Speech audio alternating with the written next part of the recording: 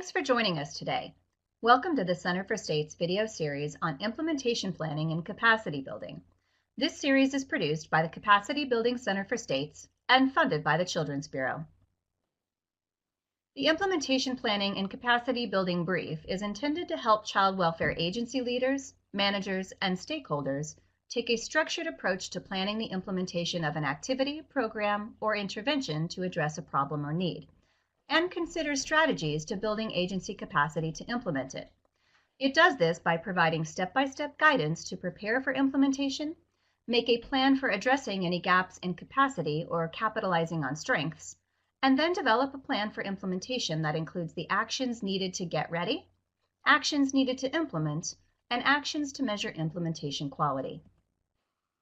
Implementation planning and capacity building is broken down into 3 parts and 8 essential functions or steps that may be presented linearly, but they often overlap, and teams will loop back and forth between them. At this point, teams should have outlined the elements to include in their plan, identified the sources to pull down the information, and considered the context and how it may impact implementation. In this module, we look at revisiting teaming and leadership structures, the second step in implementation planning and capacity building, and last step in preparation. Before we move on to part 2, planning for capacity building, which includes reviewing readiness findings and developing strategies to address capacity and motivation. And then moving on to part 3, development of the implementation plan, which includes building the work plan activities to prepare, roll out and measure the intervention, communicate and engage stakeholders, and then consolidate and review the plan as needed.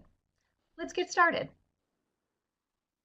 Revisiting the teaming structure is an essential part of each step in the implementation process, but it is critical as teams prepare for implementing the intervention that addresses the problem or unmet need.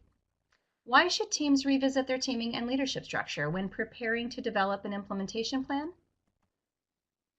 To ensure that the right people with the right skills are at the table to guide implementation.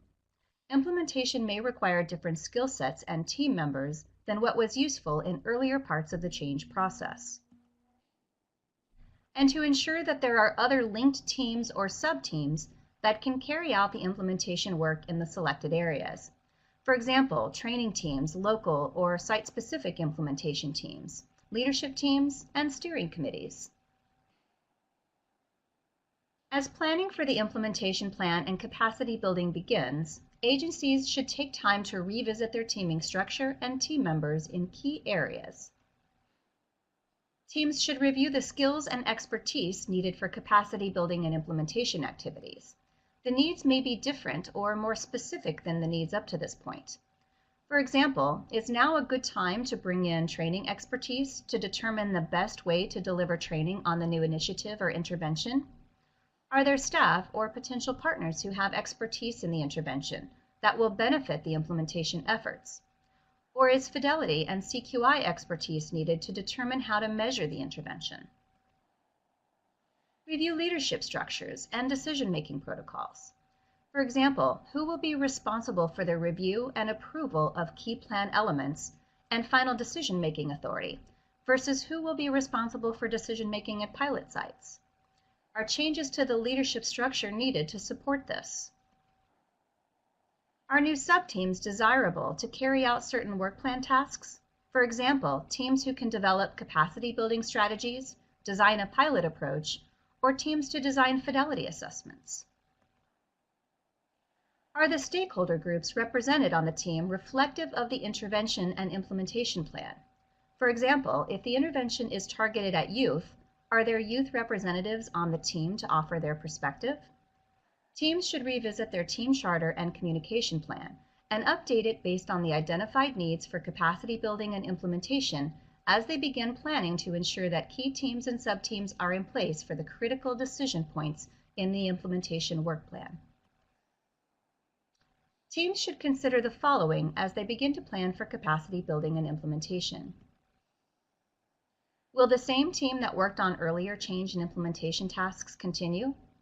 What skill sets and expertise will be needed for capacity building and implementation activities? Are these skill sets represented in the current team, or do new team members need to be engaged? Are all of the stakeholders represented, including members of the target population? How will they be engaged and brought up to speed in the work?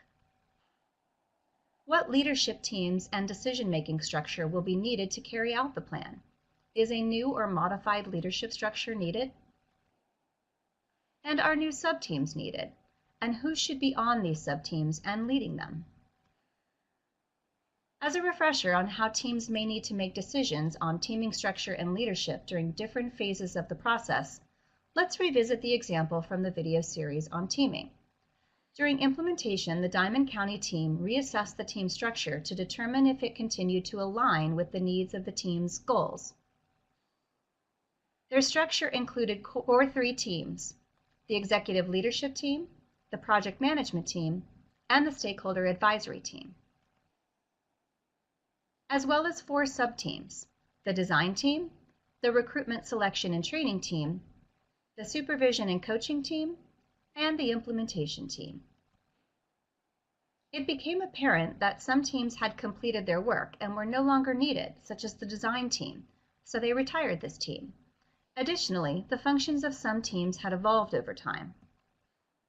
The recruitment selection and training team had completed their work to define the qualifications of intervention practitioners and supervisors and criteria, as well as methods for recruiting and selecting staff. So after the initial training of the practitioners, the ongoing training function was transferred to the supervision and coaching team. Remember, teaming is an integral part of the entire change and implementation process and will be revisited regularly. Taking time to consider the function of the teams and team members will help ensure the right people with the right skills are at the table to support successful implementation when they're needed. Let's take a moment to check in on what you've learned about revisiting teaming and leadership structures. Why do teams revisit teaming and leadership structures?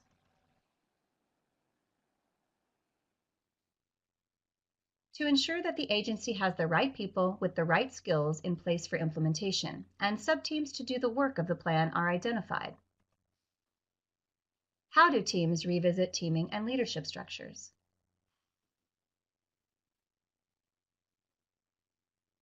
By reviewing the skills and expertise needed, the leadership and decision-making protocols, and any new sub-teams needed to carry out capacity building and implementation activities. What can help teams revisit teaming and leadership structures?